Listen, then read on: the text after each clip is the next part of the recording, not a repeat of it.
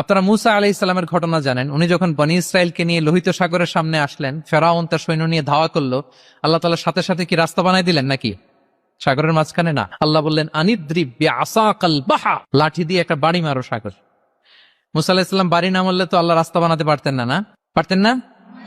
পারতেন, কিন্তু এটা তাওয়াক্কুলের মেকানিজম নয়। ওনাকে বলেছেন বাড়ি মারো, উনি লাঠি দিয়ে বাড়ি মারলেন, বিশাল রাস্তা হয়ে গেল।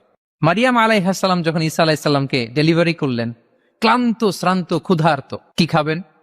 আল্লাহ তাআলা বললেন ওয়াহুজ্জি ইলাইকি বিজিযইন নাখলাতি তুসাকিত আলাইকি রুতাবান জানিয়া, মানে মারিয়াম, একটু কষ্ট করে উঁচু হয়ে পাশে একটা খেজুর গাছ আছে, ওটা ডাল ধরে টান দাও, টসটসে পাকা খেজুর পড়বে নিচে, ওটা খাও। উনি টান না দিলে আল্লাহ এমনি অটোমেটিক্যালি পাঠাতে পারতেন না খেজুর? আল্লাহ পাঠান।